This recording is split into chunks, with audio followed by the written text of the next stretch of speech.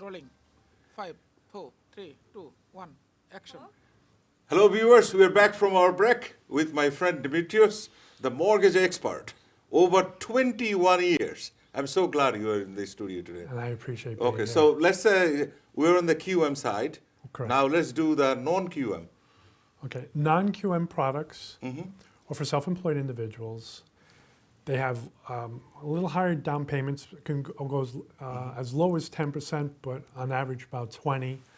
You can use your 1099 to qualify, Mm-hmm. either 12 months of personal bank statements or 12 months of business bank statements. Or there's also programs where you can use a letter from your accountant to qualify. So let me ask you a question. Let's say I have 40% down. Correct. I don't have any income. But DSCR, debt service coverage ratio, the billing covers the debt. Even though I don't have a job. Can you qualify me? Yes. You can? You will be qualified with the rental divided into the PITI. As long as the rental income is divided into the PITI and it's 100% of the rental income. It's not 75%. It's 100% of the rental income divided into the principal, interest, taxes, insurance. You could qualify to buy So the please property. share PITI.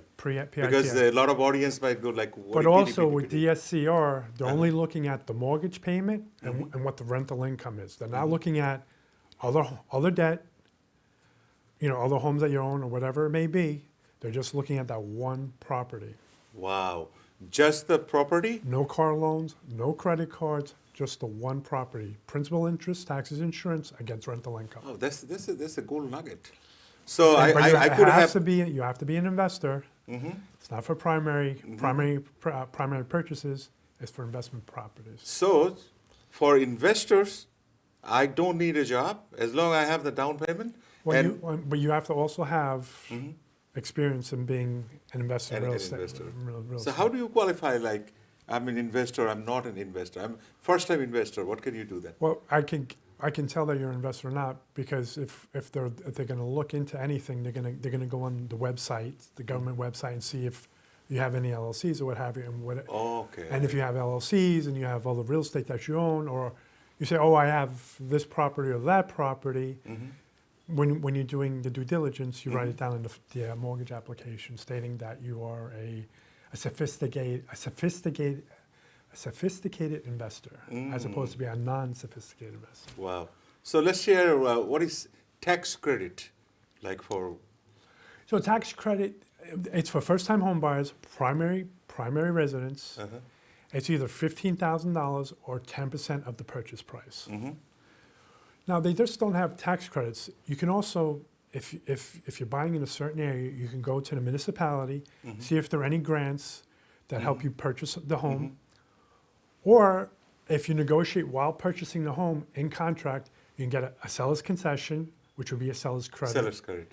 Or you can get a lender's credit, which would be the lender would increase the rate 0.25% to give you some money back towards closing costs, whether it be escrows or down payment or whatever you would use Wow. it for. So seller's credit is pretty much when seller is willing to give you credit. Credit, They correct. sometimes they can give you 5,000, 10,000, depending your realtor. If your Correct. realtor can Well, negotiate, it's also the attorney too. also the attorney. But the realtor is a big point in it because the realtor is the first point Of contact, in the sales process. Yes. If the realtor isn't working on your behalf to see this, whatever they can possibly do, you may or may not get a seller's credit. Wow.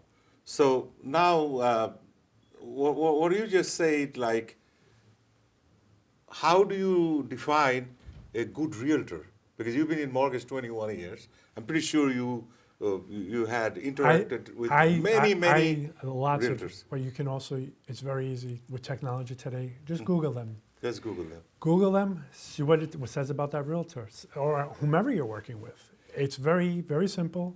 Everybody has a cell phone, and you'll see what it says, good and bad, about whomever you're working with. So share me your experience as a mortgage broker, like a good realtor, how should they communicate with you on a timely basis? And how important is that on a transaction? It's very important for the realtor to communicate with the loan officer because the loan officer has to know the whole picture. Yes. Are there any outstanding COs? Outstanding, maybe open permits? Open permit, yeah.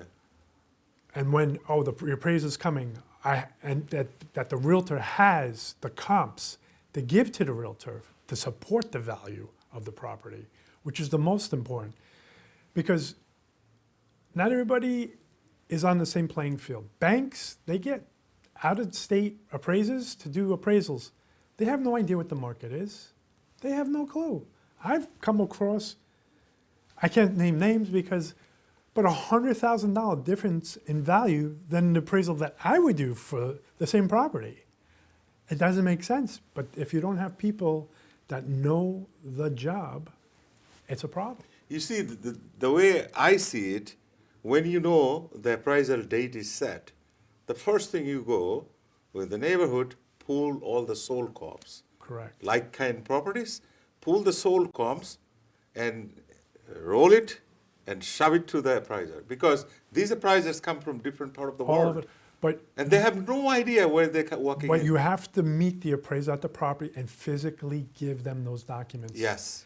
Because if they don't physically get them in their hand, they don't say, well, I never received it. Or, You know what I do? I make a folder. I put the contract.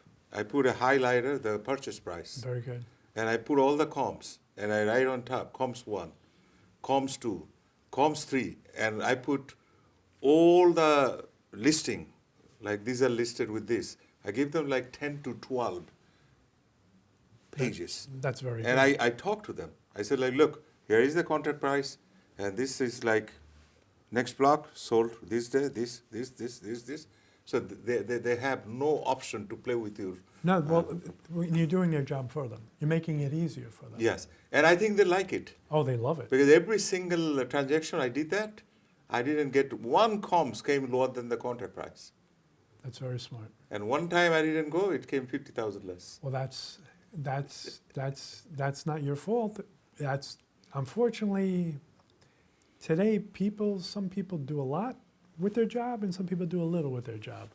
It's when you do a lot is when it pays off. And I've had multiple times where I've come against other companies where their appraised values didn't make any sense. And that's another thing we should share is the ATR, ability to repay. I just make it very simple. If I don't have a job and I am struggling for my regular life, regular Right. living, if I go to a friend and say, give me $100,000, can I borrow from you? They're not going to give it to me, right? Correct. Very simple. So the bank, It's all- right. how the bank look at it. Its ability to repay. It requires the creditor to make a good faith determination that you have the ability to repay the mortgage. Because the bank, the mortgage company, they're not realtors. They want you to live in the home. They don't want to own the property. Because what happens if they own the property, then they don't look good because they gave you a loan for a property that you couldn't afford. Wow. And then, especially today, it would come back and wouldn't be good for business. And I'm going to steal a little bit of your knowledge. Front-end ratio and back-end ratio for qualifying. How do you determine that? Well, it's your full income prior to removing the taxes. So it's your gross divided by the pity, and then it's usually ratios aren't exact because it's funny. Everything is computerized today, so there's certain ways to tweak certain things that even though they shouldn't, it doesn't look like it's going to work. It does work. So I could say, oh, you can't go as high as 57%, but sometimes because the loan to value is less, you have higher reserves. You know, it's the analytics that the computer reads. So can you take somebody that it might be a little tight, but they're going to get a bonus in a year? Yes, that could happen. Or if they're going to get an increase in salary, yes, that could happen. There's a lot of moving parts in these operating systems that we use, and sometimes they'll say denied, which you'll be like, why does it say that? And then it'll be like, it's approved, and you're like, why does it say that? You know, it's just funny. So how about VA loan? So VA loans, it's 100% financing for veterans, either retired or in the service now. It's for primary residence solely. Now, and the rates are much more attractive than regular conventional rates because it's basically government lending to the veterans. Yeah, it's a support to the. And there's usually no mortgage insurance, because it's 100% financing. There is no mortgage insurance. And let's talk about the USDA mortgage. So USDA, that's really rural. So those are for rural areas. You can get 100% financing. And that's more like for farms, or if you're in the farming industry, or if you're in an area that's like literally in the middle of nowhere. It's very hard to find USDA areas in New York. You like really have to go far out. The 2 days ago, I was studying the NICER, and I checked like 60% of the mortgage, they're like conventional. Conventional, yes. Why 60% of them are conventional? Like, 60%? do you have a lot of room to play on conventional to qualify someone? No, it's just a lot of people fall into that criteria. That it's usually better priced, lower fees. The mortgage insurance monthly, even if you're putting down less than 20%, is lower as well. It's just a really, conventional is pretty much the product, the way that most people buy their homes with. So you have a lot of multiple options there to qualify someone? Multiple options. You can also, I mean, this isn't a conversation for now, but there are so many different ways to help you qualify and to get into a home. And, the dues is, when you're looking to buy a home, is pay down the debt, save money. The don'ts are, don't close any revolving credit accounts, don't finance any new debt, or co-sign loans, and don't change your job before buying a home. Go from W-2 to 1099. If you're looking to purchase something, you need to stay in still until you finish the transaction, because you could basically, even if you get approved, and then they look and they verify your employment prior to closing, and you don't work there anymore, that loan can get declined and you could lose the purchase. So I want you to educate our viewers. If somebody is under contract during that time to keep the mortgage, what they cannot do? Do not get a new car. Do not open any additional credit. Do not do any student loans. Don't buy any furniture. Don't get any credit to buy furniture. Don't put any large deposits of cash in the bank.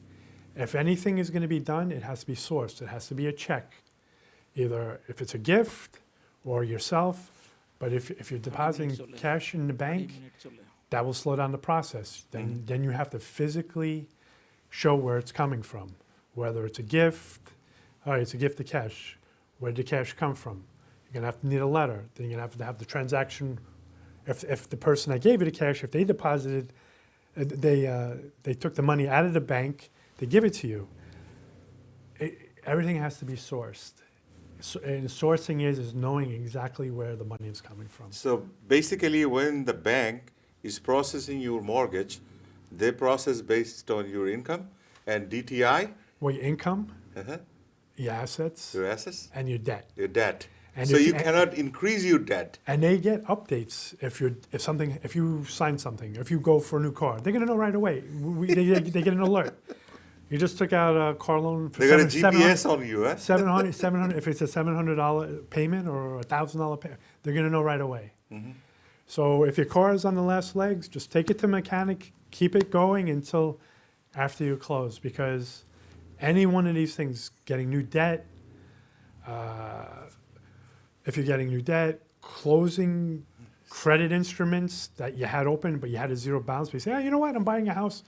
No, it's going to hurt your credit. And if your credit score drops during the process and they re-pull your credit, it could be more expensive of a loan for you. You would have to pay more as opposed to what you were paying, either in interest rate or in fees. Wow, well said. Yeah, so it's a lot of moving parts. And on top of that, they must keep their job. Please keep your job. Work hard. Could be the hardest job, but once you're done, then you change your job after the fact. Don't do it during, because if you do it during, and let's say if it's even in the same industry and it's more money, now you have to wait to get your first pay stub, okay? And then hopefully you have a contract stating what you're starting at and what have you. So it slows down the whole process. Well said, well said. Well, Demetrios, lot of talk. A lot of talk. But we hope all our viewers. But the good part about our show that you can always repeat the show because our show is going to run on ATV USA channel. Also is going on the social media and YouTube.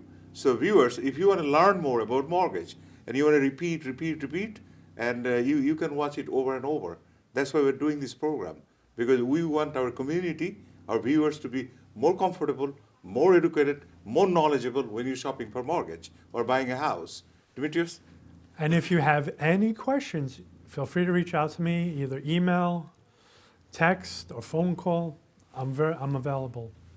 Well, thank you, my friend. And I appreciate it, Mohammed. And Thank you. we had great time and a lot of great topics. It was So very good. before we finish, Mhm. do you have anything to say to my viewers? I'd like to say thank you for your time. And if there's anything I do to help you, feel free to call me. And thank you, ATV, for having me on the show today. Okay, viewers, time is running out, but we have a lot more to talk. And I'm pretty sure pretty soon, near future, we're going to sit with Demetrios again. And everyone who is watching today in any part of the world, thank you. Thank you. Thank you. Okay, thank you, everybody.